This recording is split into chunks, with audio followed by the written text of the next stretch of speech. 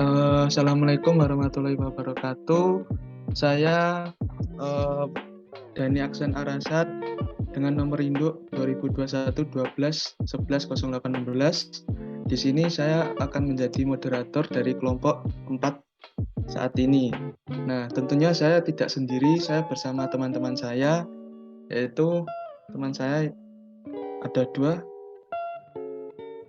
Oke, saya Cakradana Ditya Pujiarto sebagai anggota dengan nomor induk 2021 12 11 023. Saya Muhammad Fitra Fajin Sahal sebagai anggota dengan nomor induk 2021 121 1025. Nah, di sini kami akan membahas tentang chapter 3 atau bab 3 tentang sistem informasi akuntansi.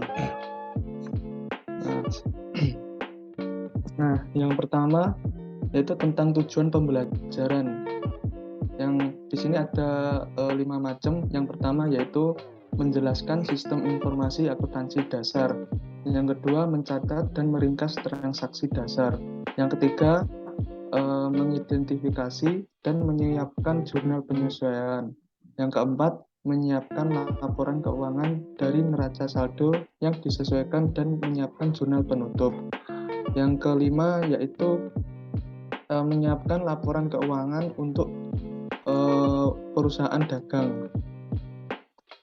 Selanjutnya tentang pratinjau sistem informasi akuntansi. Nah, di sini ada 5. Yang pertama yaitu sistem informasi akuntansi itu meliputi yang pertama terminologi dasar, yang kedua debit dan kredit, yang ketiga persamaan akuntansi, yang keempat pelaporan keuangan dan struktur kepemilikan, yang kelima siklus akuntansi, yang kedua mencatat dan meringkas transaksi dasar. Yang itu meliputi yang pertama membuat jurnal, yang kedua posting, yang ketiga bagian akun, yang keempat proses penataan transaksi, yang kelima neraca saldo, dan yang ketiga yaitu identifikasi dan menyiapkan entry penyesuaian. Yang pertama jenis jurnal penyesuaian, yang kedua menyesuaikan entry untuk penanggungan, yang keempat menyesuaikan entry untuk akrual, yang kelima neraca saldo yang disesuaikan. Nah, pratinjau yang keempat menyiapkan laporan keuangan. Yang pertama itu penutup, yang kedua neraca saldo setelah penutupan, yang ketiga membalikan entry merupakan langkah yang opsional, yang kelima siklus akuntansi diringkas. Nah, pratinjau yang kelima yaitu laporan keuangan perusahaan dagang. Yang pertama itu laporan laba rugi, yang kedua laporan laba ditahan, yang ketiga laporan posisi keuangan, yang keempat jurnal atau entry penutup. Nah, sistem informasi akuntansi. Sistem informasi akuntansi itu diperlukan sistem informasi yang andal dalam catatan yang akurat mungkin tidak diberikan karena kejahatan ekonomi atau korupsi. Bagian tersebut menunjukkan jenis utama kejahatan ekonomi yang dialami perusahaan di seluruh dunia baru-baru ini. Nah, perhatikan bahwa banyak penipuan yang ditunjukkan termasuk penipuan pengeluaran karyawan, faktur penipuan, pembayaran terkait, dan pembuangan aset-aset yang tidak tepat, seperti contohnya itu. Nah, selanjutnya terminologi. Terminologi itu akuntansi keuangan bertumpu pada seperangkat konsep untuk mengidentifikasi, mencatat, mengklasifikasikan, dan menafsirkan transaksi dan peristiwa lain yang berkaitan dengan perusahaan.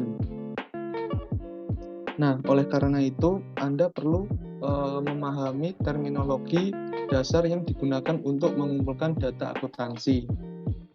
Nah, terminologi meliputi 12 dasar. Yang pertama yaitu event atau peristiwa, yang kedua transaksi, yang ketiga akun, yang keempat akun real, yang kelima akun nominal, yang keenam buku besar, yang ketujuh posting, yang ketujuh jurnal, yang ke-8 posting, yang ke-9 neraca saldo, yang ke-10 jurnal penyesuaian, yang ke-11 laporan keuangan, yang ke-12 entry atau jurnal penutup. Nah, di sini saya akan menjelaskan tentang dasar terminologi. Yang pertama yaitu event atau peristiwa tadi. Event yaitu suatu peristiwa umumnya adalah sumber atau penyebab perubahan aset, kewajiban, dan ekuitas. Peristiwa tersebut kemungkinan eksternal ataupun internal.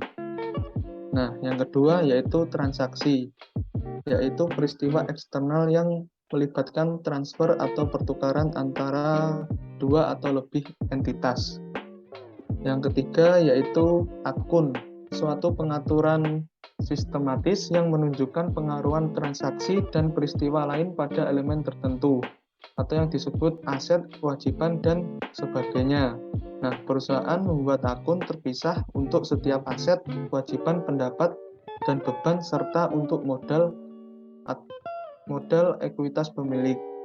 Karena format rekening sering menyerupai huruf T, kadang-kadang disebut sebagai rekening T. Selanjutnya yang keempat, akun real. Akun real itu atau yang disebut nyata atau permanen adalah akun aset, kewajiban, dan ekuitas yang muncul pada laporan posisi keuangan. Yang kelima, akun nominal. Akun nominal atau yang disebut akun sementara adalah akun pendapatan, beban, dan dividen kecuali untuk dividen yang akan muncul di laporan laba rugi. Nah, dengan catatan perusahaan secara berkala menutup akun nominal dan tidak menutup akun real. Dan yang selanjutnya, yang keenam yaitu buku besar. Buku besar yaitu atau yang disebut cetakan komputer yang berisi akun-akun. Nah, buku besar ini adalah kumpulan semua akun aset, kewajiban, ekuitas, pendapat, dan beban. Nah, buku besar pembantu berisi rincian yang terkait dengan akun besar yang diberikan. Yang ketujuh yaitu jurnal. Nah, buku entry asli atau yang disebut jurnal, di mana perusahaan awalnya mencatat transaksi dan memilih peristiwa lainnya. Berbagai jumlah dipindahkan dari buku entry asli atau yang disebut jurnal, setelah itu ke buku besar. Nah, memasukkan data transaksi ke dalam jurnal disebut penjurnalan. Yang ke-8 yaitu ada posting. Nah, posting ini yaitu proses pemindahan fakta dan angka penting dari buku entry asli atau yang disebut jurnal tadi ke akun buku besar. Selanjutnya nomor 9 yaitu neraca saldo. Neraca saldo yaitu daftar semua akun terbuka yang berada di buku besar dan besar saldonya. Nah, neraca saldo yang diambil segera setelah semua penyesuaian yang telah diposting disebut neraca saldo yang disesuaikan. Dan neraca saldo yang diambil segera setelah entry penutupan yang telah diposting disebut neraca saldo pasca penutupan atau setelah penutupan. Dengan catatan, perusahaan dapat menyiapkan neraca saldo kapan saja. Yang ke-10 yaitu jurnal penyesuaian, yang dimana entry yang dibuat pada akhir periode akuntansi untuk memperbarui semua akun berdasarkan akrual, sehingga perusahaan dapat menyiapkan laporan keuangan yang benar. Nah, yang ke-12 yaitu laporan keuangan. Laporan keuangan yaitu pernyataan yang ke-11 ini yaitu laporan keuangan, yang dimana pernyataan yang mencerminkan pengumpulan tabulasi dan ringkasan akhir dari data akuntansi. Nah, berikut macam-macam laporan keuangan. Di sini ada 4 macam laporan keuangan. Yang pertama yaitu laporan posisi keuangan, yaitu menunjukkan kondisi keuangan perusahaan pada akhir suatu periode. Yang kedua, laporan laba rugi atau yang disebut laporan laba rugi komprehensif, mengukur hasil operasi selama periode tersebut. Yang ketiga, laporan arus kas, yaitu melaporkan kas yang disediakan dan digunakan oleh aktivitas operasi, investasi, dan pendanaan selama periode tersebut. Yang keempat, ada laporan laba ditahan atau yang disebut laporan laba ditahan. merekonsiliasi saldo akun laba ditahan dari awal sampai akhir periode. Yang ke-12 ada entry atau yang disebut jurnal penutup. Nah, entry ini proses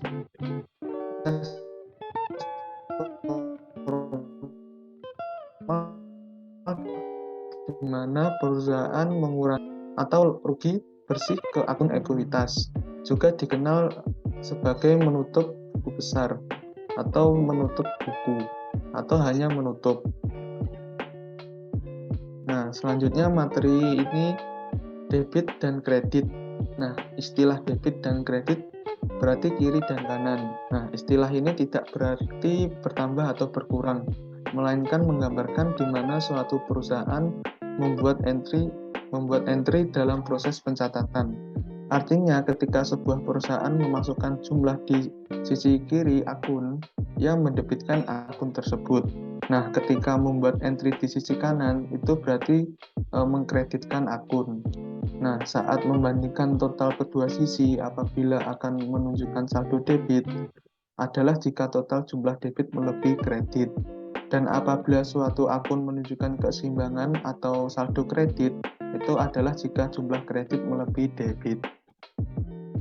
Nah, kesetaraan debit dan kredit ini memberikan dasar bagi sistem pencatatan transaksi berpasangan atau kadang-kadang disebut sebagai pembukaan berpasangan. Nah, di bawah yang digunakan secara universal akuntansi entry ganda sistem. Perusahaan mencatat efek ganda atau dua sisi dan setiap transaksi dalam akun yang sesuai. Nah, selanjutnya ada sebuah gambar tentang debit and credit summary. Nah, pada statement of financial position pada aset, yaitu debit itu increase. Nah, kalau kreditnya aset itu decrease. Nah, selanjutnya kalau liability kalau anunya di debit dia increase, kalau lebih besar di kredit dia increase, kalau debit di increase. Terus kalau equity debitnya dia decrease dan kreditnya dia increase. Untuk revenue debitnya dia decrease dan kreditnya increase. Dan untuk expense debitnya di increase, untuk kreditnya decrease. Nah, di sini ada persamaan akuntansi. Dalam sistem double entry untuk setiap debit pasti ada kredit. Dan sebaliknya ini membawa kita kemudian ke persamaan dasar dalam akuntansi. Nah, di sini persamaan dasar akuntansi yaitu aset sama dengan liability plus equity. Nah, dalam gambar ini hubungan antar aset, hutang, dan modal adalah pada ini gambar tersebut, yaitu persamaan harus seimbang setelah setiap transaksi. Untuk setiap debit pasti ada kredit. Nah, selanjutnya yang pertama ada sebuah contoh tentang sistem entry ganda. Yang pertama, pemilik menginvestasikan $40.000 dalam pertukaran untuk saham biasa. Nah, untuk asetnya dia bertambah dan untuk liability-nya dia tidak bertambah, dan untuk equity-nya dia bertambah 40.000 dan asetnya.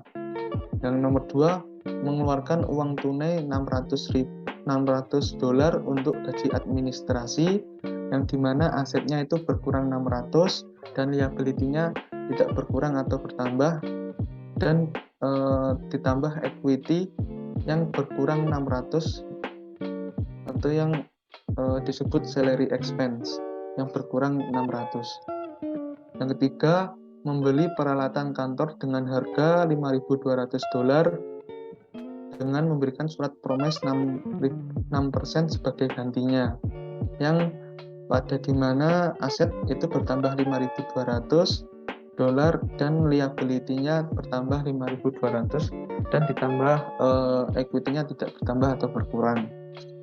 Selanjutnya nomor 4, menerima uang tunai 4.000 dolar untuk layanan yang dilakukan. Nah, yang dimana asetnya yaitu bertambah 4.000 dolar dan liability-nya tidak bertambah atau berkurang, dan untuk equity-nya bertambah 4.000. Itu tentang keterangan bertambahnya revenue.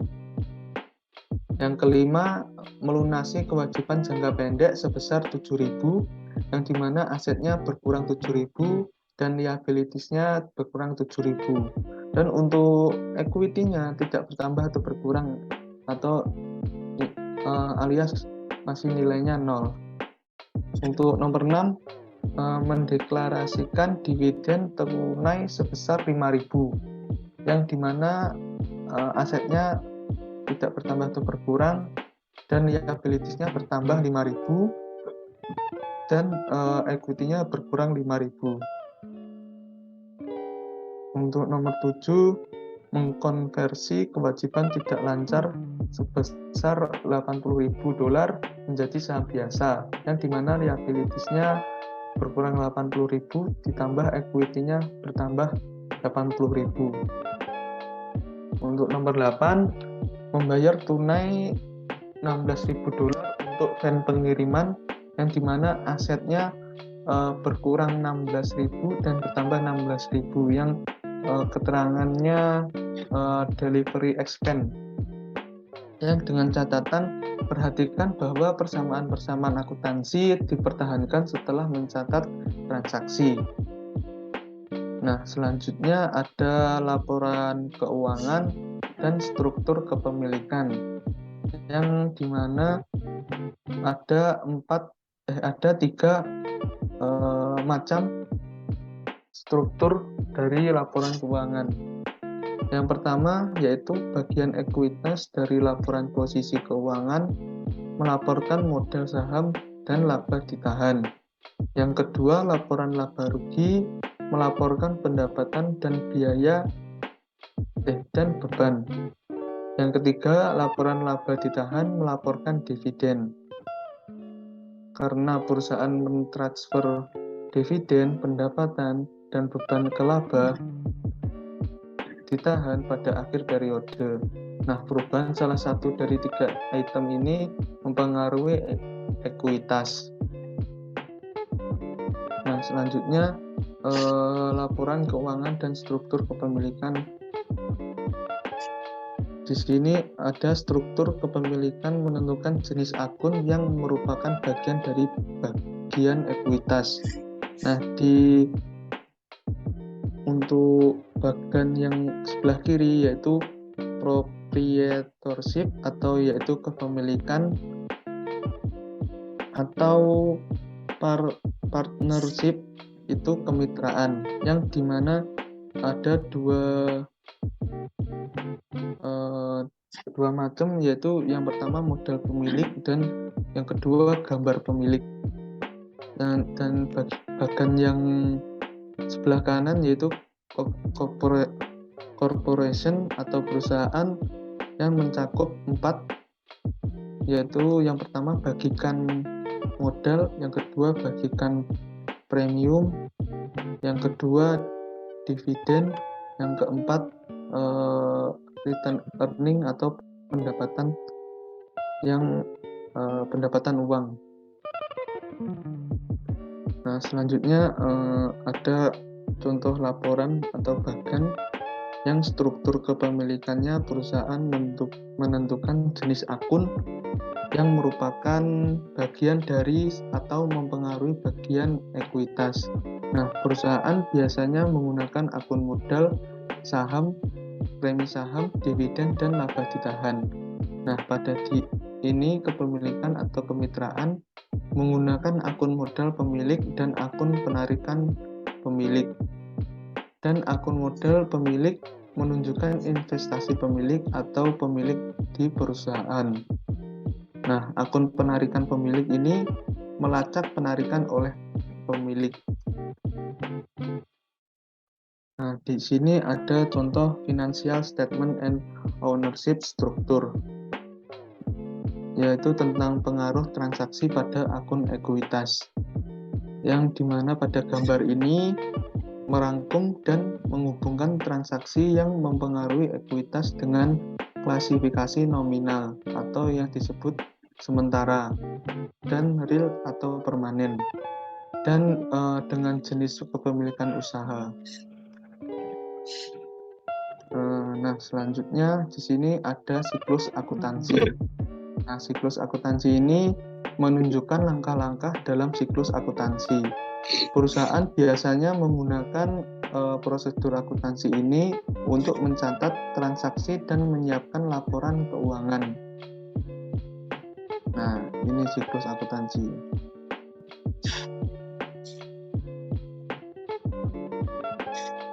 Nah, untuk selanjutnya, yang pertama tentang mencatat dan meringkas transaksi dasar yang ada 5 bagian tadi. Yang pertama yaitu tentang satu, membuat jurnal. Nah, jurnal ini adalah kegiatan mencatat kegiatan transaksi dan peristiwa yang mempengaruhi akun, aset, kewajiban ekuitas, pendapatan, dan beban tertentu. Nah, dalam praktik ini perusahaan tidak mencatat transaksi dan peristiwa lainnya yang dipilih pada awalnya di buku besar. Suatu transaksi mempengaruhi 2 atau lebih akun yang masing-masing berada pada halaman yang berbeda dalam buku besar. Nah, oleh karena itu, untuk memiliki catatan lengkap dan setiap transaksi atau peristiwa lain di satu tempat, perusahaan biasanya menggunakan jurnal atau disebut buku entry asli, yang dimana ada sebuah contoh pada tanggal 1 September pemegang saham menginvestasi uang tunai 15.000 euro di perusahaan dengan imbalan saham biasa, yang dimana pada jurnal itu cash yaitu di debit 15.000 dan untuk kreditnya share capital ordinary di kredit 15.000. Nah, selanjutnya ada posting. Nah, untuk posting ini, posting adalah proses pemindahan jumlah dari jurnal ke akun buku besar. Nah, di dalam posting ini melibatkan adanya langkah-langkah yang ada, di mana ada 4 langkah. Yang pertama yaitu dalam buku besar. Nah, dalam buku besar ini masukkan di kolom yang sesuai dari akun yang didebit, tanggal, halaman jurnal, dan jumlah debit yang ditunjuk dalam jurnal. Yang kedua, di kolom referensi jurnal tulis nomor rekening yang diposting jumlah debitnya. Yang ketiga, dalam buku besar masukkan di kolom yang sesuai dari akun yang dikreditkan tanggal, halaman jurnal, dan jumlah kredit yang ditampilkan dalam jurnal.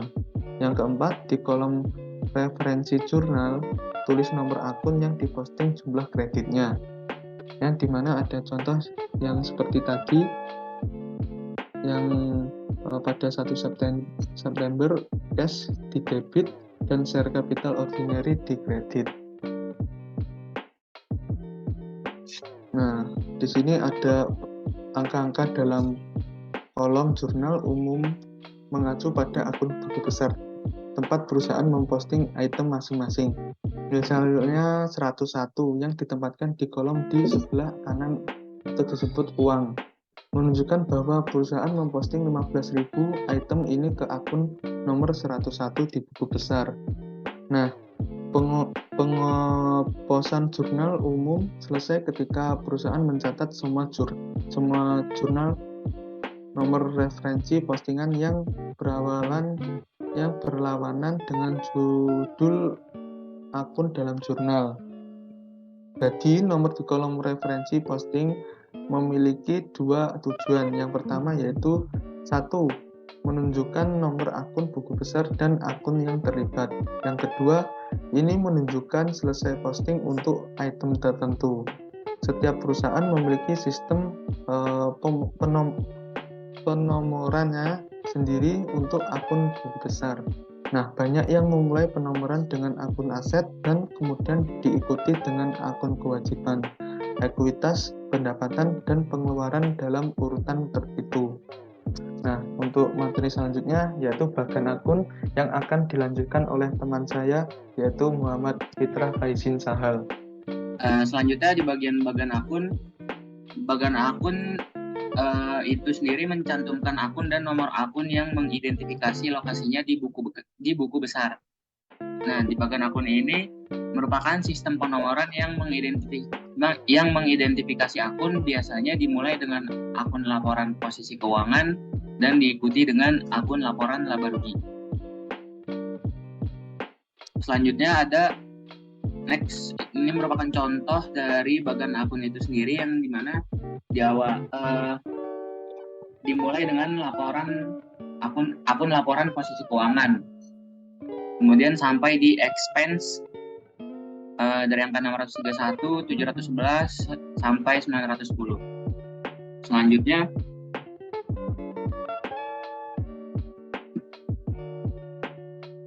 next,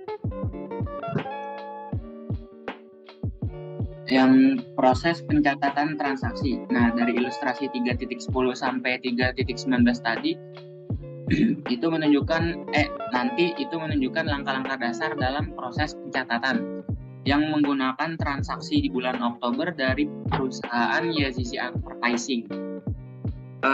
Periode akuntansi YZC ini merupakan periode 1 bulan yang terdiri dari analisis dasar, analisis debit kredit, mendahului penjurnalan dan posting di setiap transaksi. Dan untuk lebih mensederhanakannya lagi, digunakannya di account dari dalam ilustrasi alih-alih formulir akun standar. Contoh yang pertama, next.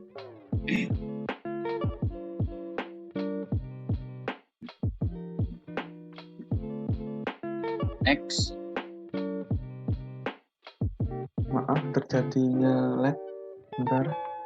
Oke.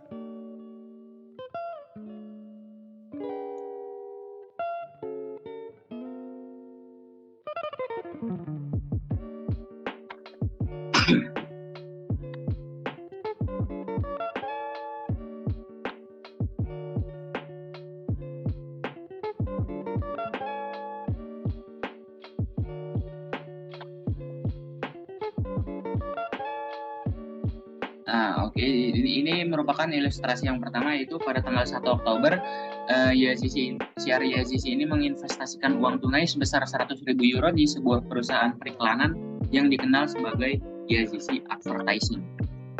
Nah, dari basic analisisnya sendiri, aset berupa cashnya itu naik sebesar 100.000 dan equity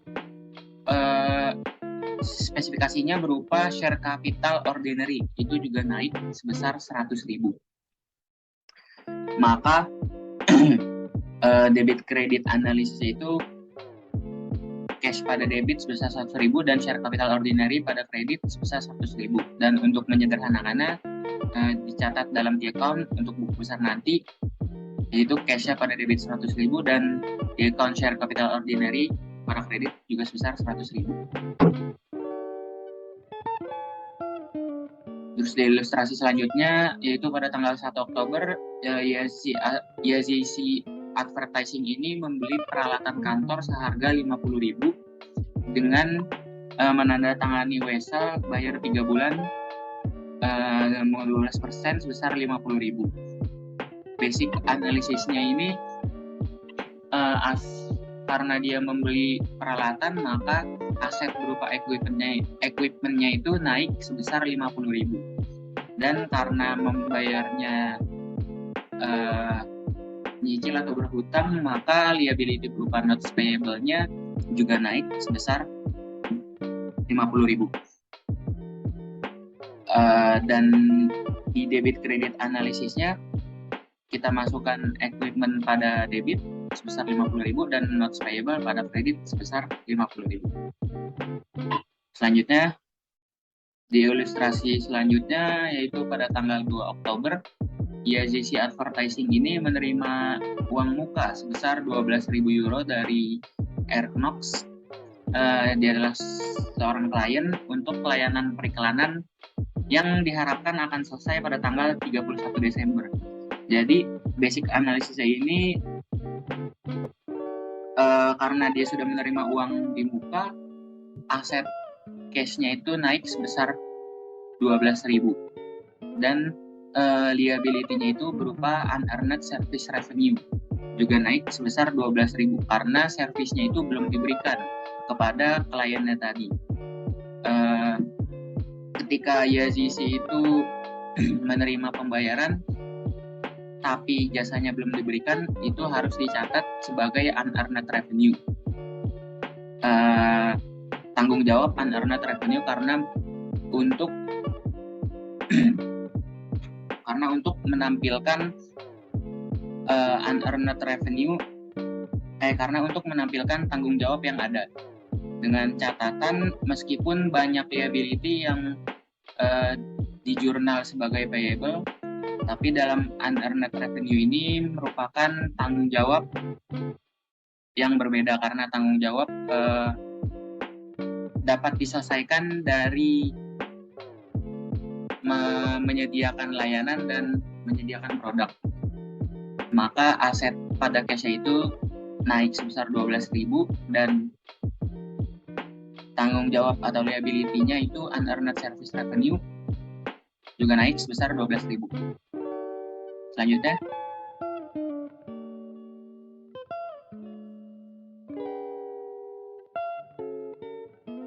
di ilustrasi selanjutnya,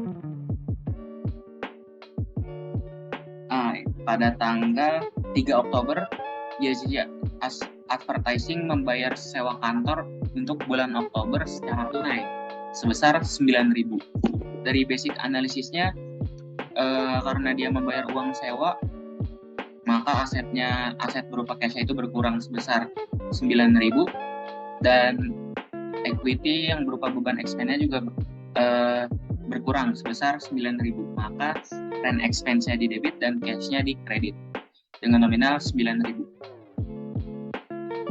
Next. Ilustrasi selanjutnya, pada tanggal 4 Oktober, YZC Advertising ini membayar 6.000 euro untuk polis asuransi 1 tahun yang akan kadaluarsa tahun depan pada tanggal 30 September. Karena dia membayar uang asuransi, maka aset berupa cash itu berkurang sebesar 6.000. Dan karena pembayarannya ini berjangka dan lebih dari beberapa bulan, aset cash-nya berkurang sebesar 6.000. Dan pembayaran beban tadi itu memberikan keuntungan lebih dari 1 kali pencatatan periode. Pembayaran itu seperti prepaid expense atau prepayment. Ketika perusahaan melakukan pembayaran tadi, itu mendebitkan aset account dengan tujuan untuk menunjukkan layanan atau keuntungan yang kita dapatkan di masa depan nanti. Maka asetnya berkurang. Aset berupa cash-nya berkurang sebesar 6.000 dan aset berupa asuransi tadi bertambah sebesar 6.000. Dan prepaid insurance-nya di debit sebesar 6.000 dan cash-nya di kredit sebesar 6.000. Kemudian diposting dalam di account untuk buku besar nanti. Selanjutnya, ilustrasi selanjutnya pada tanggal 5 Oktober, yaitu YZC Advertising membeli perkiraan persediaan materi iklan selama 3 bulan dari Aero Supply seharga 25.000. Dari basic analisisnya, itu aset berupa supply-nya naik karena dia membeli persediaan materi sebesar 25.000 dan liability account payable-nya juga naik sebesar 25.000. Maka di jurnal supply-nya di debit sebesar 25.000 dan account payable-nya di kredit sebesar 25.000. Selanjutnya, kalau untuk ilustrasi yang ini, tanggal 9 Oktober YZC Advertising itu menandatangani kontrak dengan surat kabar lokal untuk menyisipkan iklan atau selebaran yang akan didistribusikan mulai hari Minggu terakhir di bulan November. Nah, YZC ini bakal mulai ngerjain isi brosur itu pada bulan November. Dan pembayaran 7.000 euro jatuh tempo setelah pengiriman surat kabar hari Minggu yang berisi selebaran. Nah, karena sebuah transaksi bisnisnya belum terjadi dan cuman ada kesepakatan antara YZC Advertising dan surat kabar untuk layanan yang diberikan di bulan November, oleh karena itu entry jurnal tidak diperlukan pada bulan Oktober ini. Next. Ilustrasi selanjutnya di tanggal 20 Oktober, Dewan Direksi YZC Advertising mengumumkan dan membayar dividen tunai sebesar 5.000 euro kepada pemegang saham. Karena dia membagikan dividen, maka aset berupa cash-nya berkurang dan dividen account berkurang sebesar 5.000. Maka di jurnal dividen di debit sebesar 5.000 dan cash kredit sebesar 5.000. Selanjutnya, ilustrasi pada tanggal 26 Oktober, YZC Advertising ini membayar gaji dan upah karyawan secara tunai. Nah, karyawan dibayar sebulan sekali setiap 4 minggu. Total gaji adalah 10.000 euro per minggu atau 2.000 per hari. Di bulan Oktober ini, periode pembayaran dimulai pada hari Senin. Nah, akibatnya periode pembayaran berakhir pada Jumat 26 Oktober dengan gaji dan upah 40.000 dibayarkan. Maka salaries dan wage expense-nya increase sebesar 40.000 dan aset berupa cash-nya decrease sebesar 40.000. Salaries and wage expense di debit sebesar 40.000 dan cash di kredit sebesar 40.000. Kemudian diposting dalam di account salaries and wage expense di debit sebesar 40.000. Selanjutnya, di ilustrasi ini tanggal 31 Oktober YZC Advertising menerima 28.000 tunai dan tagihan Coca Company 72.000 untuk layanan iklan sebesar 100.000 yang dilakukan pada bulan Oktober.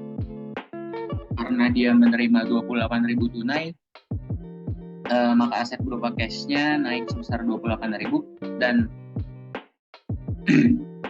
tagihan atau account receivable juga naik sebesar 72.000 dengan catatan equity service revenue-nya dicatat naik juga sebesar 100.000, dapat dari 72.000 tambah 28.000 tadi. Maka cash sebesar 28.000 dan account receivable sebesar 72.000 dicatat di debit dan service revenue sebesar 100.000 dicatat di kredit. Selanjutnya, kemudian kita masuk ke neraca saldo, di mana daftar setiap akun dan saldonya sesuai urutan kemunculannya di buku besar. Saldo debit tercantum di kolom kiri dan saldo kredit tercantum di kolom kanan. Digunakan untuk membuktikan persamaan matematis dari saldo debit dan kredit, serta mengungkapkan kesalahan dalam penjurnalan dan posting. Ini merupakan contoh dari trial balance yang dimana digunakan untuk mengoreksi jika ada kesalahan penjurnalan. Selanjutnya, kita masuk ke mengidentifikasi dan menyiapkan entry penyesuaian.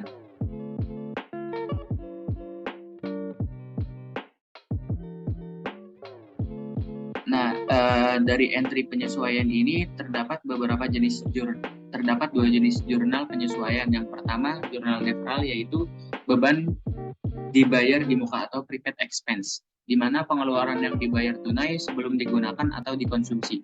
Contohnya itu kayak pembayaran asuransi tadi.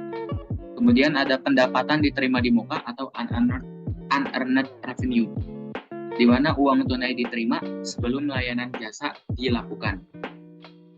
Kemudian ada jenis jurnal penyesuaian akrual, ada pendapatan yang masih harus dibayar atau accurate revenue, di mana pendapatan untuk jasa yang dilakukan tetapi belum diterima secara tunai atau dicatat. Terus ada juga beban yang masih harus dibayar atau accurate expense, di mana beban yang terjadi tetapi belum dibayar tunai atau dicatat. Next. Selanjutnya ada menyesuaikan entry untuk penangguhan. Penangguhan ini sendiri adalah beban atau pendapatan yang diakui pada tanggal yang lebih lambat daripada saat uang tunai pertama kali dipertukarkan. Ada dua jenis penangguhan sendiri. Yang pertama, beban dibayar di muka atau prepaid expense, dan yang kedua, pendapatan diterima di muka atau unearned revenue. Tapi jika perusahaan tidak membuat penyesuaian untuk penangguhan ini, aset dan liabilitasnya dilebih-lebihkan dan beban dan pendapatan yang terkait itu diremehkan atau kurang-kurangkan atau diabaikan. Selanjutnya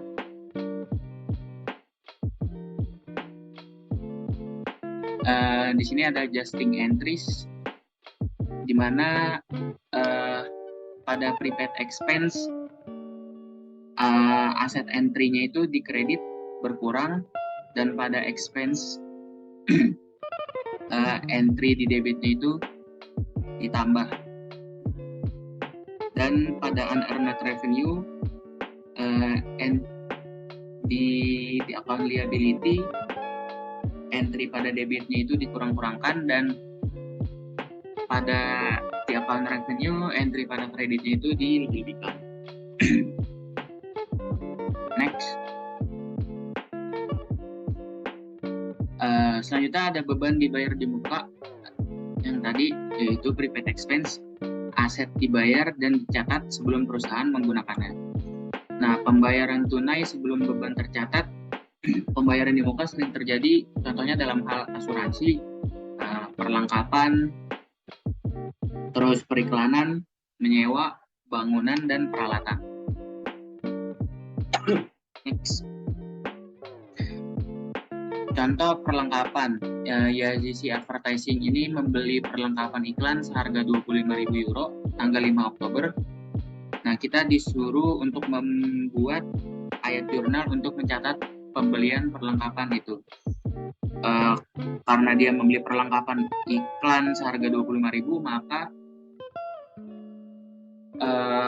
supplies pada debitnya 25.000 dan cashnya itu pada kredit sebesar 25.000. Dimasukkan di account. Selanjutnya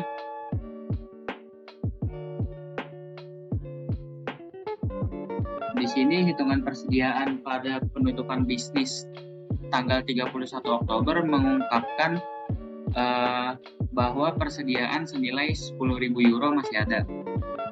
Maka supply expense-nya pada debit sebesar 15.000 dan supply pada kredit juga sebesar 15.000. Kita catat di account. Kemudian selanjutnya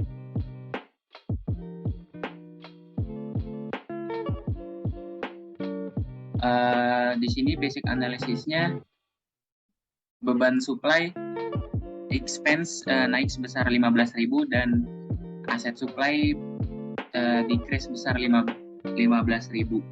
Dimasukkan di account adjustment supply pada kredit sebesar 15.000 dan setelah di-adjust supply expense pada debit sebesar 15.000. Selanjutnya.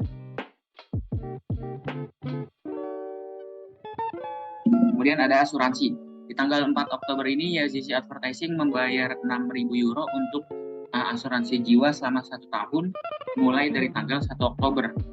Nah, untuk menjurnal entry mencatat pembelian asuransi ini prepaid insurance pada debit sebesar 6.000 dan cash pada kredit sebesar 6.000. Dimasukkan dalam account dengan jurnal yang sama.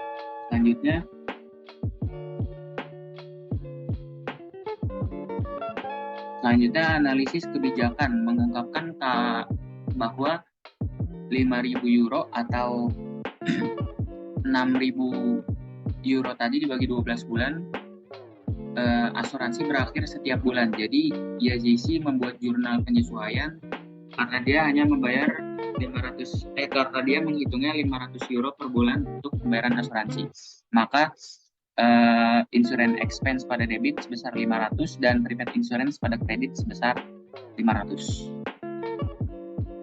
Lanjut.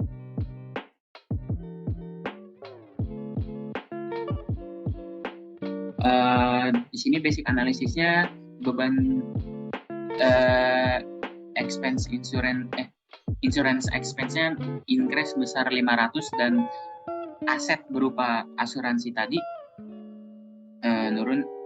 Prepaid insurance tadi decrease sebesar 500, maka insurance expense pada debit sebesar 500 dan prepaid insurance pada kredit sebesar 500. Dicatat dalam T-account dengan adjustment prepaid insurance pada kredit sebesar 500 dan insurance expense pada debit di-adjust sebesar 500. Next. Kemudian selanjutnya ada depresiasi. YZC Advertising ini memperkirakan penyusutan peralatan kantornya menjadi senilai 400 euro per bulan. Nah, YZC ini mengakui penyusutan di bulan Oktober dengan jurnal penyesuaian yang dicatat depreciation expense pada debit sebesar 400 dan accumulated depreciation pada kredit sebesar 400.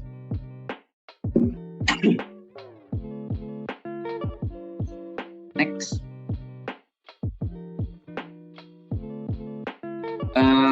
Selanjutnya penerima kas sebelum jasa dilakukan dicatat sebagai kewajiban yang disebut pendapatan diterima di muka, di mana penerima kas sebelum pendapatan dicatat sering terjadi atau sehubungan dengan sewa tiket pesawat, uang kuliah, langganan majalah, dan deposit pelanggan. Kas diterima sebelum pendapatan dicatat. Kemudian selanjutnya ada pendapatan diterima di muka. Di sini ilustrasinya YZC Advertising itu menerima 12.000 euro di tanggal 2 Oktober dari KC untuk layanan periklanan dan diharapkan selesai tanggal 31 Desember. Nah,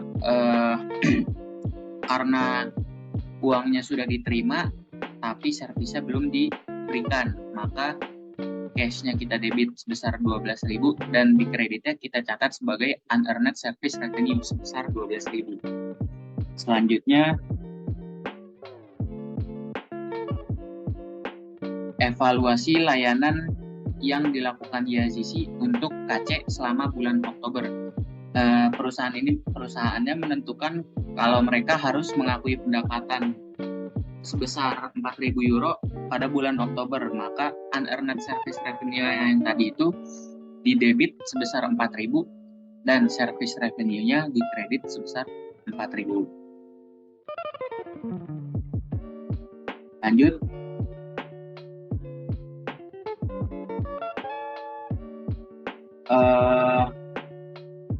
Basic analisisnya ini liability berupa unearned service revenue itu decrease sebesar 4.000 dan revenue-nya berupa service revenue increase sebesar 4.000, maka unearned service revenue di debit sebesar 4.000 dan service revenue di kredit sebesar 4.000.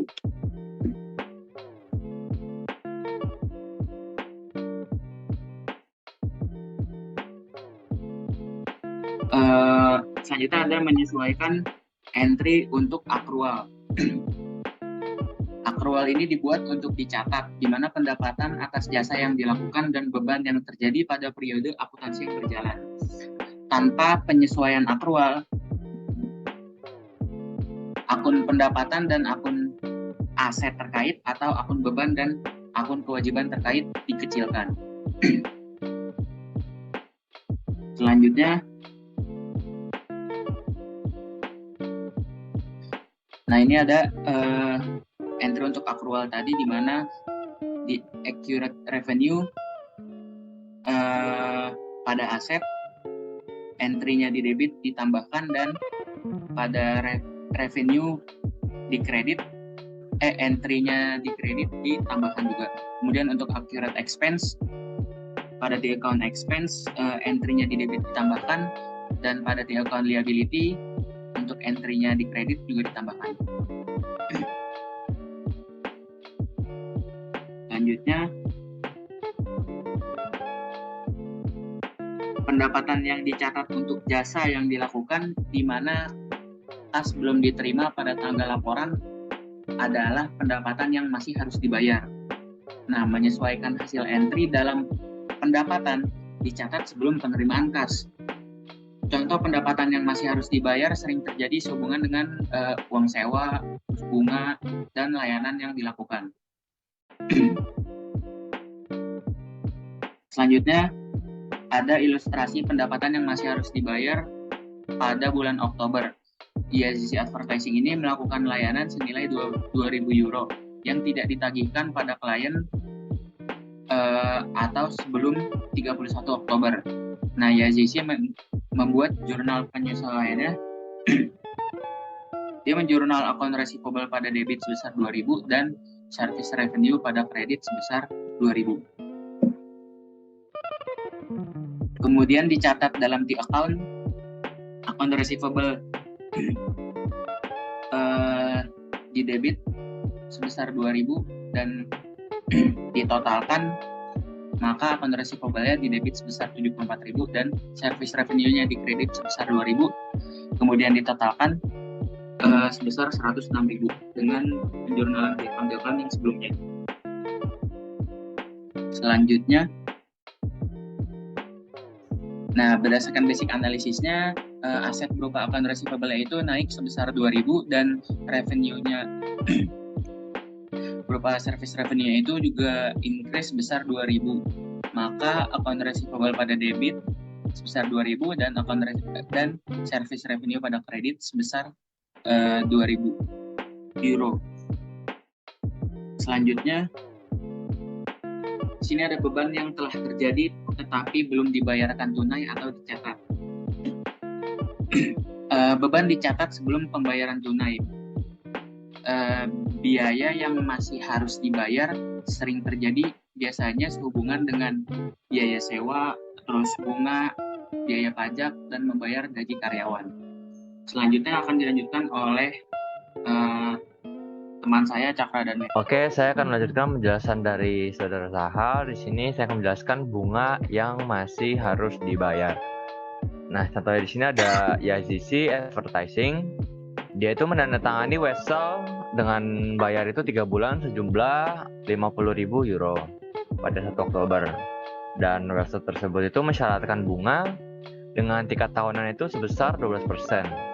Nah, di sini ada 3 faktor yang menentukan besar akumulasi bunga. Yang pertama itu face value of note.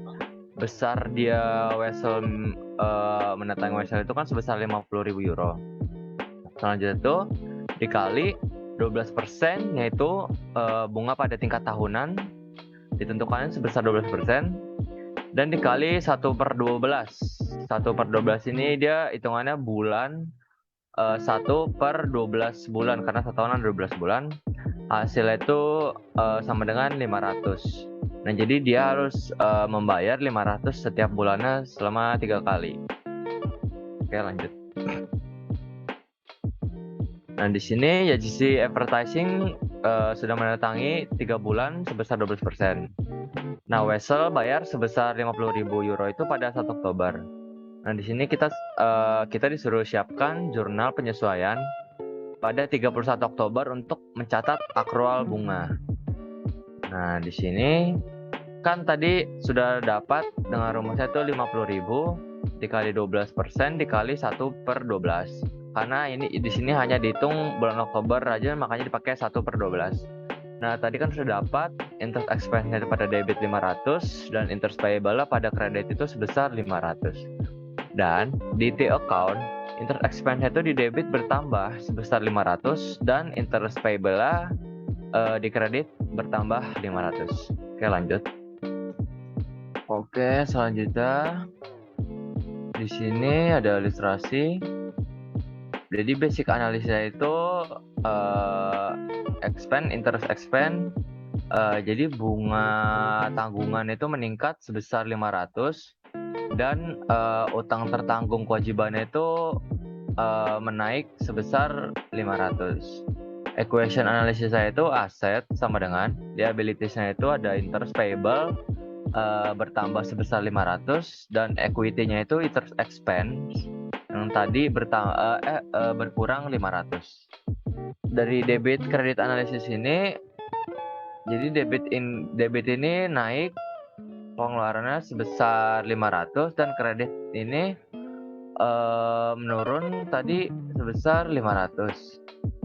Jadi journal entry-nya itu interest expense di debit sebesar 500 dan interest payable 500 di kredit untuk mencatat tadi interest on notes payable yang 500 tersebut.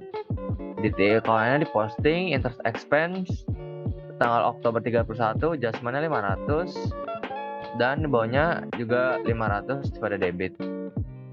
Selanjutnya di interest payable kredit Oktober 31 sebesar 500 juga. Oke, lanjut.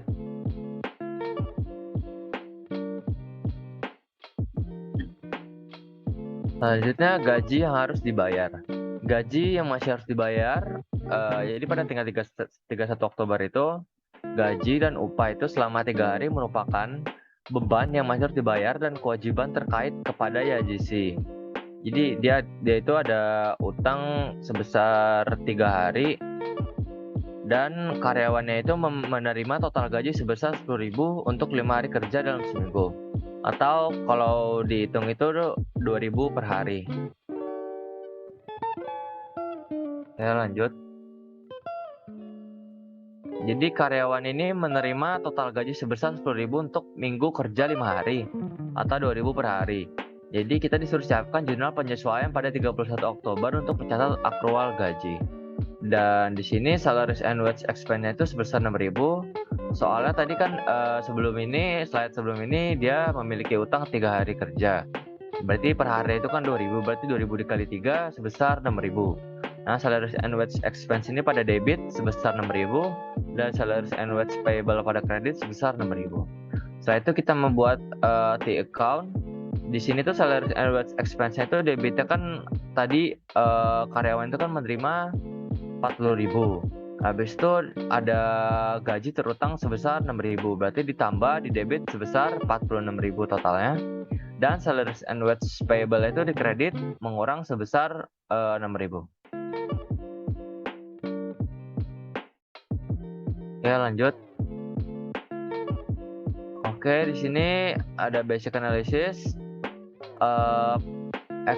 Pengeluaran gaji dan upah itu meningkat sebesar 6.000 dan liability salaries and wage payable ini meningkat juga sebesar 6.000. Equation analisisnya itu aset sama dengan liabilities yaitu salaries and wage payable itu meningkat 6.000 dan equity yang ada salaries and wage expense-nya itu berkurang 6.000. Habis itu kita membuat journal entry pada tanggal Oktober 31 itu salaries and wage expense-nya itu di debit sebesar 6.000 dan di kreditnya itu salaries and wage payable sebesar 6.000. Setelah itu kita posting T account. Di sini T account yang pertama itu ada salaries and wage expense. Pada Oktober 26 itu kan dia menerima gaji 40.000 dan pada tanggal 31 Oktober ada adjustment. Jadi memiliki gaji yang terutang yang belum dibayar itu sebesar 6.000 Dan Oktober 31 balance-nya itu totalnya sebesar 46.000.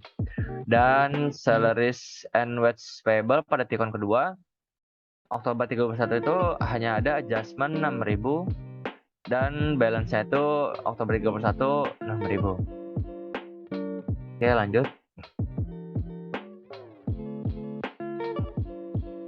Jadi pada 23 November JGC Advertising akan kembali membayar total gaji sebesar 40.000 seperti bulan Oktober yang lalu.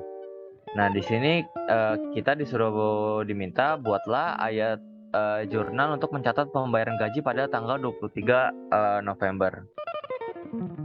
Jadi pada November 23 itu salaries and wage payable-nya sebesar 6.000 dan salaries and wage expense-nya itu didebit sebesar 34.000 dan cash yang dikeluarkan pada kredit itu sebesar 40.000.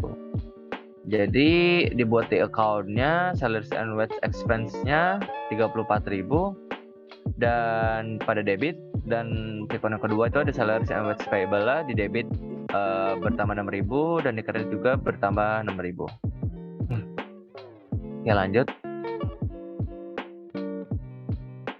Selanjutnya di sini ada piutang ragu-ragu atau bad debt.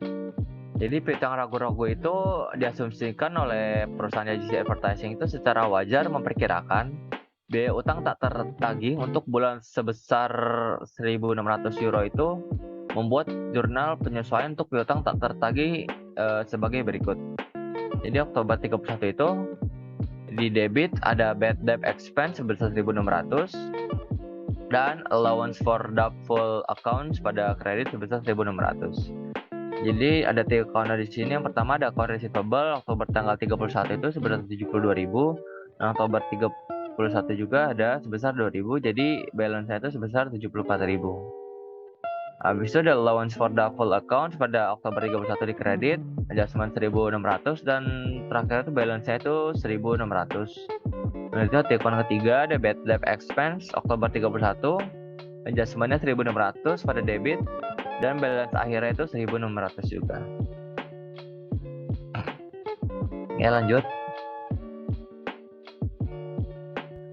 Selanjutnya neraca saldo yang disesuaikan.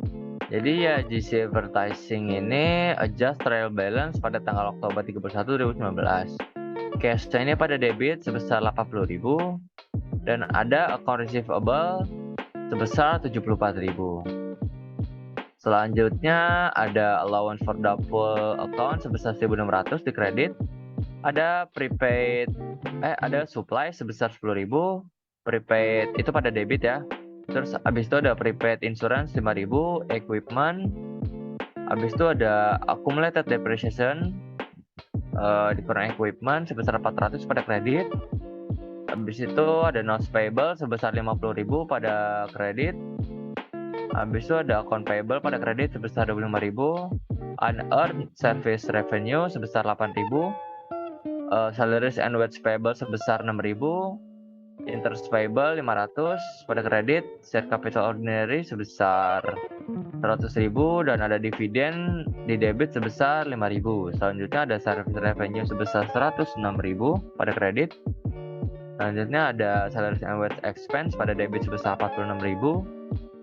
Ada supplies expense sebesar 15.000 pada debit. Ada rent expense 9.000 dan seterusnya. Setelah ditotal di balance, hasil kedua itu seimbang atau balance, sama-sama menunjukkan hasil sebesar 297.500 euro dan di kredit juga menunjukkan 297.500 euro. Oke, lanjut. Menyiapkan laporan keuangan. Nah, dalam menyiapkan laporan keuangan itu ada 3 tentang laporan keuangan yang langsung disiapkan dari neraca saldo. Yang pertama itu ada laporan laba rugi atau labruk. Yang kedua itu laporan laba ditahan. Dan yang ketiga itu ada laporan posisi keuangan atau POKE. Lanjut, silakan. Di sini tertulis JGC Advertising ini tentang adjust trial balance-nya ya. sebentar. Di sini ada adjust pada trial balance ke dalam income statement sebesar 106.000, service revenue.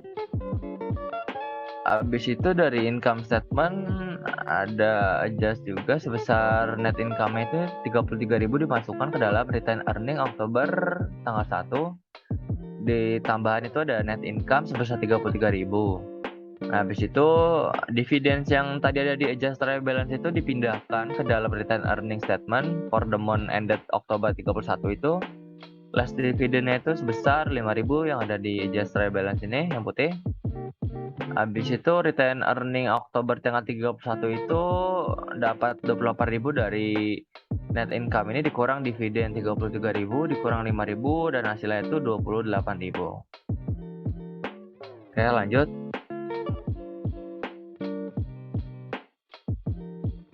Di sini juga adjust trial balance bagian atas dari cash sampai share capital ordinary. Nah itu ada dipindahkan totalnya itu ke dalam aset dan equity and liabilities.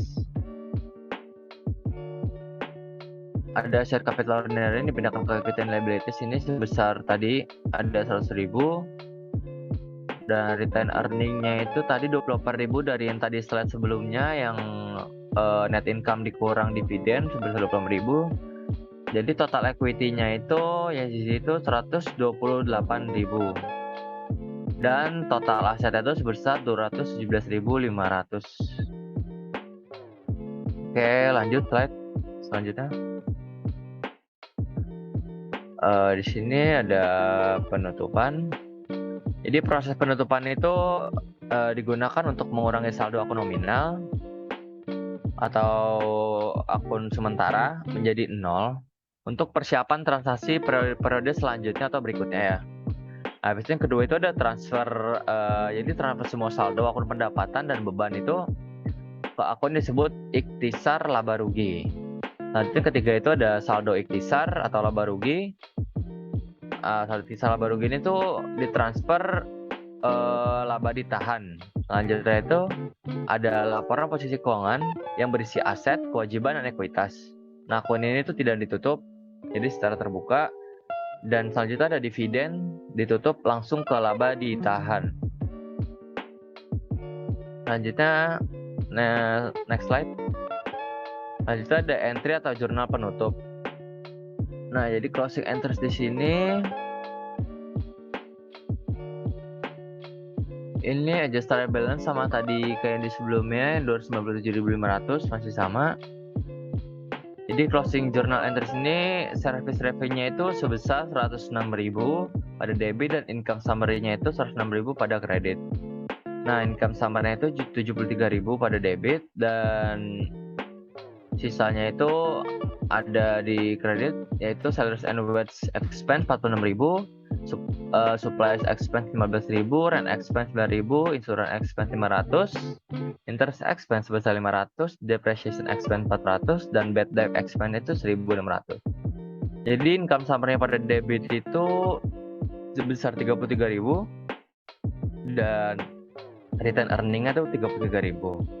Dan return earning-nya itu pada debit 5.000 dan dividen 5.000 ditarik oleh pemilik perusahaan sebesar 5.000 pada kredit. Tambahkannya di kredit. Oke. Next slide. Di sini ada ilustrasi di account untuk closing entries. Di sini ada supply expense 15.000 pada debit dan kredit juga dimasukkan 15.000. Oke, selanjutnya sampai ke bawah sama. Jadi income summary-nya itu sebesar 73.000 ditambah 33.000 pada debit. Nah, jadi totalnya itu 106.000 dan di kredit juga 106.000. Selanjutnya return earning itu pada kredit di income summary service revenue itu sebesar 106.000 itu dapat dari 100.000 ditambah 4.000 ditambah 2.000 ya. Habis itu ada return earning tadi yang dividen ditarik itu return earning-nya 5.000 pada debit dan 33.000 tadi itu pada yang ada net income-nya itu yang perusahaan ini, dan balance-nya itu pada kredit sebesar 24.000. Terus dividennya itu 5.000 pada debit dan 5.000 pada kredit. Oke, next slide.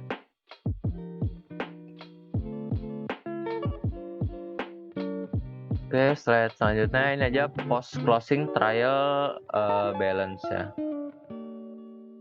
Di sini tuh cash-nya itu sebesar 80.000 pada debit, account receivable itu 74.000 pada debit, allowance for doubtful accounts-nya sebesar 1.600, terus ada supply sebesar 10.000, prepaid insurance di debit 5.500, equipment 50.000 pada debit, dan itu ada accumulated depreciation equipment 400 pada kredit, dan selanjutnya sampai bawah itu ada return earning di kredit sebesar 28.000.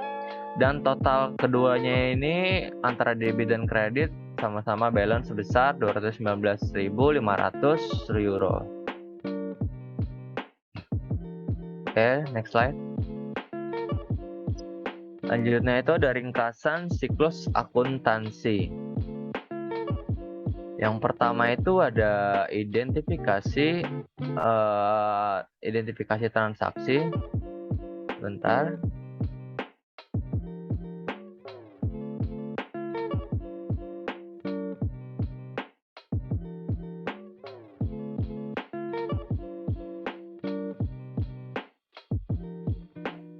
Yang kedua ada analisis transaksi untuk menganalisis transaksi.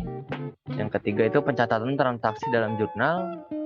Dan yang keempat itu diposting ke dalam buku besar. Yang kelima itu menyusun neraca saldo dan jurnal penyesuaian. Yang keenam itu penyusunan neraca saldo penyesuaian dan laporan keuangan. Yang ketujuh itu ada menyusun jurnal penutup. Dan yang terakhir itu ada tambahan yaitu menyusun neraca saldo dan jurnal pembalik. Nah, selanjutnya next slide, selanjutnya laporan keuangan perusahaan dagang. Di sini ada laporan laba rugi. Contoh laporan laba rugi di sini, net sales perusahaan itu sebesar 400.000 pada kredit, dan COGS itu sebesar 316.000. Ya, berarti dikurang gross profit-nya itu sebesar 84.000. Nah, terus ada selling expense, salaries and wage yang terdiri dari salaries and wage expense itu dari sales sebesar 20.000 dan advertising expense sebesar 10.200. Jadi total selling expense perusahaan itu sebesar 30.200. Habis itu selanjutnya ada administrative expense yang di dalamnya ada salaries wage expense general itu sebesar 19.000 ya. Habis itu depreciation expense sebesar 6.700. Ada property tax expense sebesar 5.300. Ada ini sewa tempat sebesar 4.300. Ada bad debt expense juga sebesar 1.000. Telepon internet 600. Insurance expense 360, jadi total administrative expense itu sebesar 37.260. Jadi total selling and administrative expense itu 37 tambah 30.200 ini totalnya 67.460. Dikurang oleh gross profit on sales tadi 84.000 dikurang 67.460 itu totalnya sebesar jadi income from operation itu sebesar 16.540. Didapat dari ini 84 dikurang 7. Di sisi selanjutnya ada other revenues and gains. Interest revenue itu sebesar 800. Berarti ditambah yang tadi ini 16.540 ditambah 800, total itu 17.340. Habis itu ada other expense and losses. Di dalamnya itu ada interest expense sebesar 1.700, berarti dikurang dari tadi 17 dikurang 1.700, jadi totalnya itu 15.640. Habis itu ada income before income taxes, jadi ada pajak itu sebesar 3.440. Jadi net income perusahaan ini tuh bersihnya sebesar 12.200. Oke, lanjut. Selanjutnya ada laporan laba ditahan. Jadi retained earning statement di sini itu retained earning Januari tanggal 1 itu sebesar 16.200 ditambah net income tadi dari slide sebelumnya sebesar 12.200 yang telah kita hitung, dan di total itu hasilnya 28.400. Nah, habis itu berkurangnya itu karena dividen diambil sebesar 2.000. Berarti retained earning per tanggal Desember 31 itu 26.400. Oke, slide selanjutnya.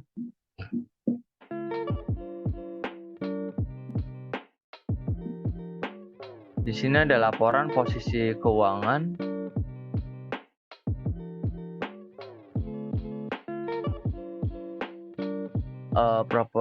Di sini ada asetnya itu ada non-current asset, dalamnya ada property plant, equipment, inventory, prepaid insurance, prepaid rent, not receivable, dan seterusnya. Itu total aset di sini itu setelah ditotal dihitung sebesar 145.340.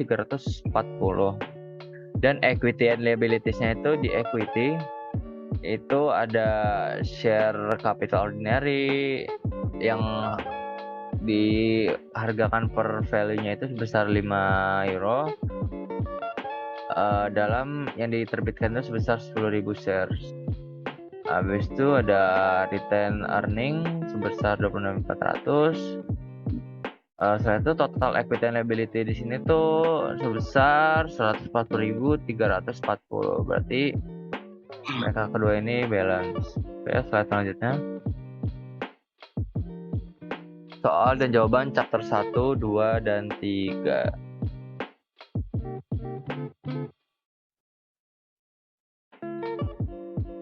Jadi sini itu mengomentari pertanyaan berikut ya. Jadi perspektif bahwa pelaporan keuangan harus difokuskan hanya pada kebutuhan pemegang saham. Jadi sering disebut itu sebagai perspektif kepemilikan dianggap tepat. Jadi menurut kami perspektif kepemilikan itu tuh dapat dikatakan keliru karena perspektif itu sifatnya itu tidak menunjukkan tentang keadaan yang sesungguhnya dalam laporan keuangan. Sebaliknya, jika perspektif entitas yang sesungguhnya diterapkan secara konsisten dengan lingkungan bisnis yang terjadi di mana sebagian besar perusahaan terlihat dalam pelaporan keuangan, maka akan terlihat hal yang berbeda dari investor mereka. Okay, next. Yang kedua itu ada beri peringkat dari yang paling otoritatif hingga paling tidak otoritatif pada 3 item berikut. Yaitu ada kerangka konseptual untuk pelaporan keuangan, standar pelaporan keuangan internasional, dan terakhir itu interpretasi standar pelaporan keuangan internasional. Jadi dari yang paling otoritatif hingga paling tidak otoritatif itu kami melaporkan yang pertama itu ada International Financial Reporting Standard. Yang kedua itu ada International Financial Reporting Interpretation. Terus yang terakhir itu ada Conceptual Framework for Financial Reporting. Oke, next slide.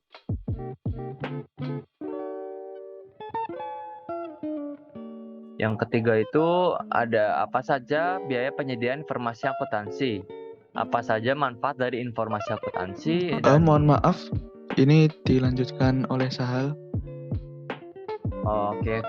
Oke, untuk nomor 3 ini apa saja biaya penyediaan informasi akuntansi dan apa saja manfaat dari informasi akuntansi, serta jelaskan faktor biaya manfaat yang harus dipertimbangkan ketika standar akuntansi baru sedang diusulkan.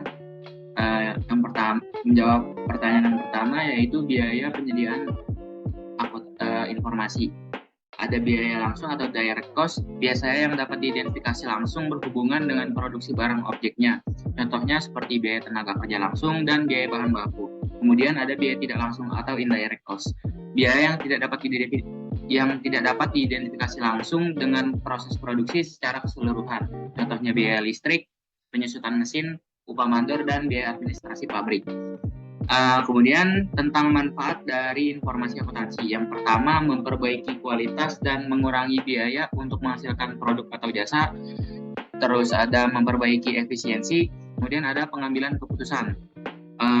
Untuk mengetahui naik turunnya laba usaha, terus mengetahui pemasukan dan pengeluaran uang, serta untuk mengetahui grafik penjualan dan produksi dari pelaku untuk mengambil keputusan. Selanjutnya, nomor 4.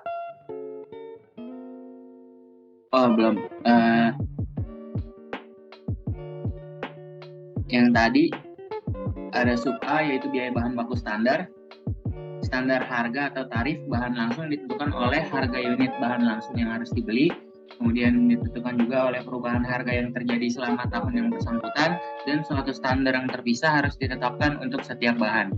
Kemudian biaya tenaga kerja langsung standar dapat ditentukan dengan cara menghitung rata-rata jam kerja yang dikonsumsi dalam suatu pekerjaan dari kartu harga pokok, kemudian membuat test run operasi produksi di bawah keadaan normal yang diharapkan, dan mengadakan penyelidikan gerak dan waktu dari berbagai kerja karyawan keadaan nyata yang diharapkan.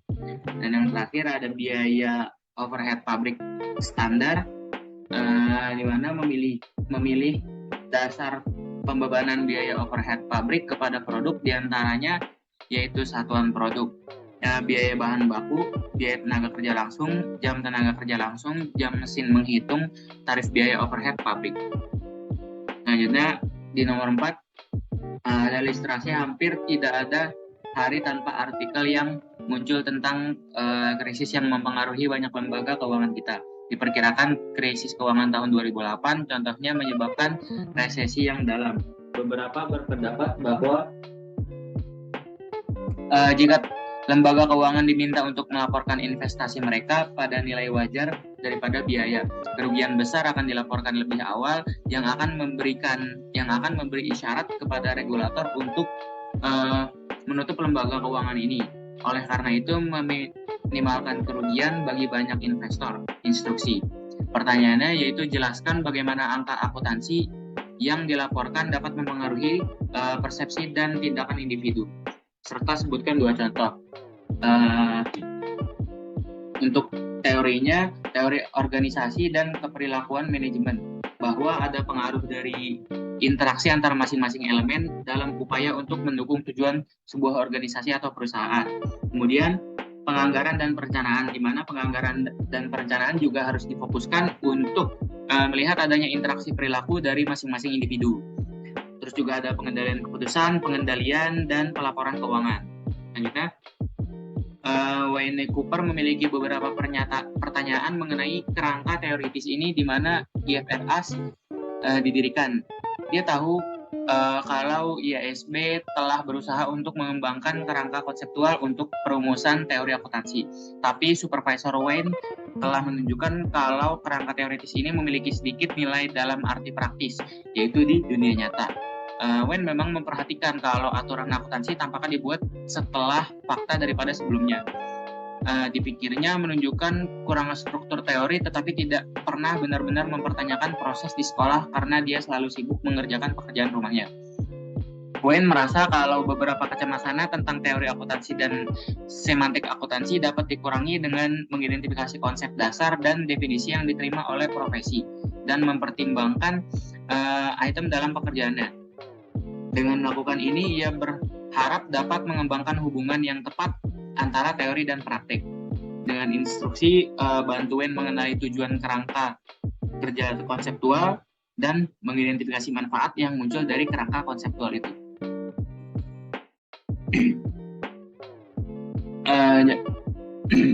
Untuk menjawab pertanyaan A, kerangka konseptual seperti konstitusi tujuannya adalah untuk menyediakan sistem yang koheren dari tujuan dan dasar yang saling terkait, yang dapat mengarahkan pada standar konsisten yang mengatur sifat, fungsi, dan batasan akuntansi keuangan dan laporan keuangan. Kemudian untuk pertanyaan soal B, di mana manfaat khusus yang mungkin timbul, diantaranya yaitu ada seperangkat standar dan aturan yang koheren yang harus dihasilkan. Kemudian ada juga harus meningkatkan pemahaman dan kepercayaan pengguna laporan keuangan terhadap laporan keuangan dan memberikan panduan kepada badan yang bertanggung jawab untuk menetapkan standar akuntansi dan lain-lain. Selanjutnya akan dibacakan oleh Dani. Oke, di sini soal nomor 5 yaitu tentang analisis transaksi perusahaan jasa, yang dimana soal itu Kaido adalah akuntan publik berlisensi selama bulan pertama operasi bisnisnya atau kepemilikan tunggal. Peristiwa dan transaksi berikut terjadi pada bulan April tanggal 2, yaitu menginvestasikan 30.000 uang tunai dan peralatan senilai 14.000 dalam bisnis. Dan selanjutnya pada tanggal 2 yang sama, yaitu memperkerjakan asisten administrasi dengan gaji 290.000 per minggu, $290 per minggu dibayarkan setiap bulan. Dan pada tanggal 3 membeli perlengkapan secara kredit $700 atau debit akun aset. Yang pada tanggal 7 dia membayar sewa kantor sebesar $600 untuk bulan tersebut. Dan pada tanggal 11 dia menyelesaikan tugas pajak dan menagih klien 1.100 untuk layanan yang diberikan atau yang digunakan akun pendapatan layanan. Dan pada tanggal 12 dia menerima uang muka 3.200 untuk keterlibatan konsultasi manajemen. Dan pada tanggal 17 April dia menerima uang tunai sebesar $2.300 untuk layanan yang diselenggarakan untuk Ferengi Co. Dan untuk pada tanggal 21 April dia membayar biaya asuransi senilai $110. Dan untuk pada tanggal 30 April dia membayar asisten administrasi $1.160 untuk bulan tersebut. Dan untuk tanggal 30 April yang sama, dia hitungan persediaan menunjukkan bahwa 120 persediaan telah digunakan. Dan untuk tanggal 30 April yang sama juga, dia juga membeli komputer baru seharga $5.100 dengan dana pribadi, atau komputer akan digunakan secara eksklusif untuk tujuan bisnis. Selanjutnya jawaban untuk menjurnal transaksi sebelumnya pada tanggal 2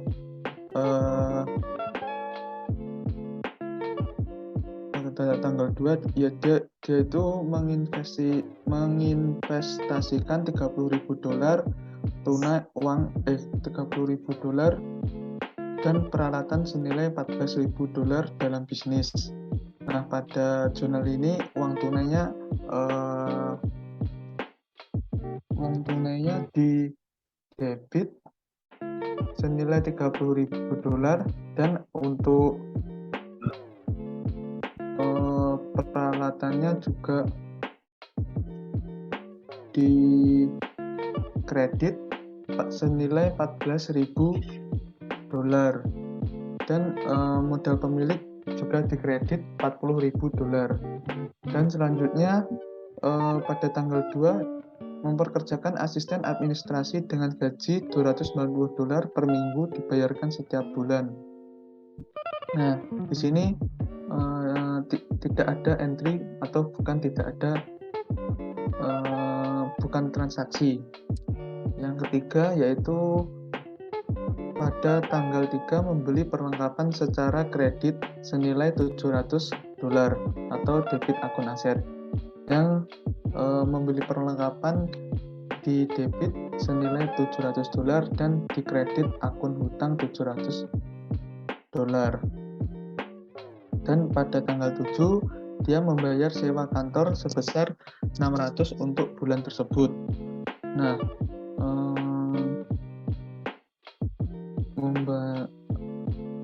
membayar sewanya di debit biaya sewa $600 dolar dan untuk uang tunainya dikredit $600. Dan pada tanggal 11 menyelesaikan tugas pajak dan menagih klien $1.100 untuk layanan yang diberikan atau gunakan akun pendapat layanan.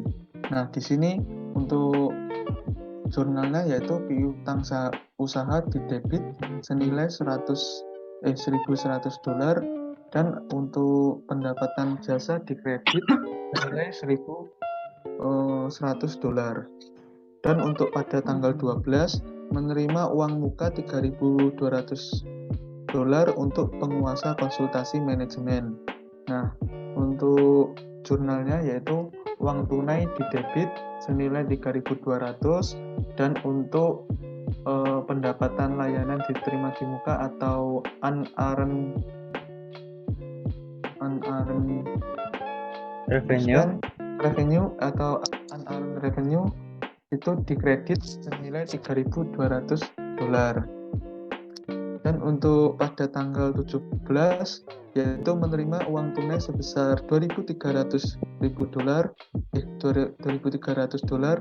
untuk jasa yang diselesaikan untuk Ferengi Show, dan pada jurnalnya yaitu uang tunai $5.290 dan kreditnya yaitu pendapatan layanan $5.290.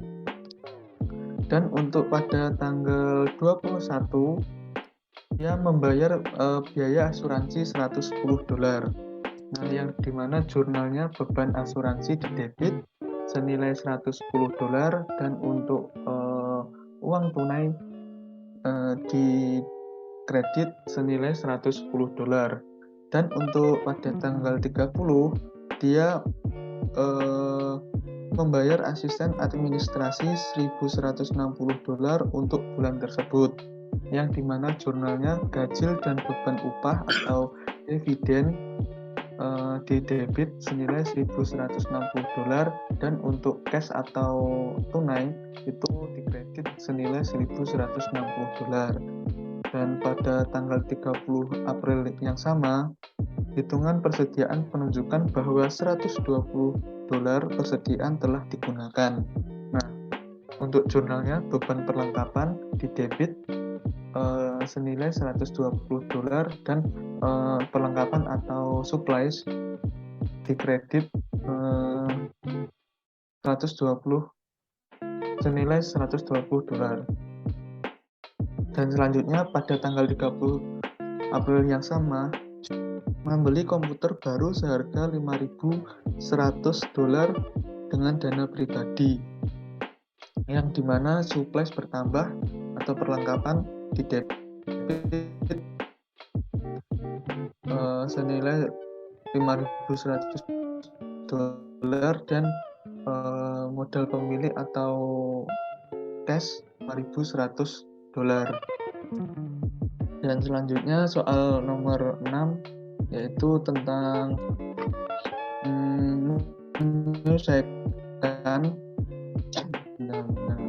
menyesuaikan entry akun yang dipilih dari perusahaan Leno ditunjukkan di bawah ini. Nah, yang dimana supplies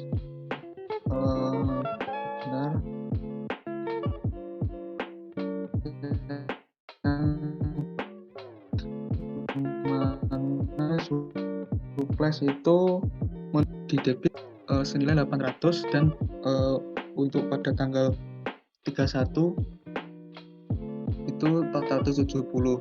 Dan untuk account receivable pada tanggal 17 dia $2.100 dan untuk pada tanggal 31 dia $1.650. Dan untuk salary and wage expense pada tanggal 15 dia 800 didebit $800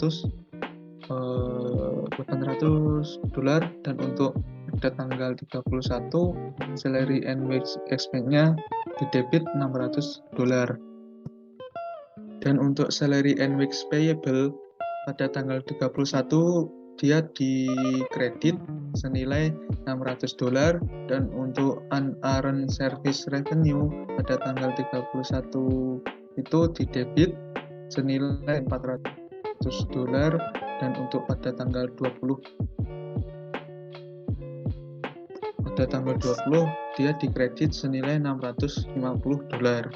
Dan untuk supply expense pada tanggal 31 dia di debit senilai $470, dan untuk service revenue pada tanggal 17 Oktober dia dikredit senilai $2.100, dan pada tanggal 31 dia dikredit juga $1.650, dan pada 31 Oktober yang sama dia service revenue juga dikredit senilai $400. Untuk instruksinya dari analisis akun T, buatlah ulang yang dimana A. entry transaksi Oktober dan B. entry jurnal penyelesaian yang dibuat pada 31 Oktober 2019. Buatlah penjelasan untuk setiap entry jurnal, yang dimana jawabannya yang A tentang jurnal entry, yang dimana pada tanggal 15 Oktober salary and wage itu di debit yang senilai $800, dan pada cash di kredit senilai $800 juga. Dan pada tanggal 17 Oktober dia melakukan pembayaran utang yaitu account receivable senilai $2.100 dan melakukan service revenue di kredit senilai $2.100. Dan pada tanggal 20 Oktober dia menerima uang muka yang dimana cash di debit senilai $650 dan unearned service revenue senilai juga $650. Dan selanjutnya saya akan menjawab soal pertanyaan yang B tentang adjusting entries, yang dimana ini jurnalnya pada akhir bulan semua, yang pada tanggal 31 Oktober itu melakukan penjualan supplies, yang dimana supplies expense di debit senilai $470 dan suppliesnya berkurang senilai supplies berkurang di kredit senilai $470. Selanjutnya account receivable di debit $1.650 dan melakukan service atau pelayanan di kredit senilai $1.650. Selanjutnya salaries and wage expense di debit senilai $600 dan di kredit salaries and wage payable senilai $600. Dan yang terakhir untuk melakukan layanan service, yang dimana unearned service revenue di debit senilai $400 dan service revenue di kredit senilai $400. Nah, selanjutnya sudah untuk penjelasan dari kami. Kembali ke moderator. Oke, agak kasihan tidak ada kekasih. Cukup sekian dan terima kasih. Wassalamualaikum warahmatullahi wabarakatuh.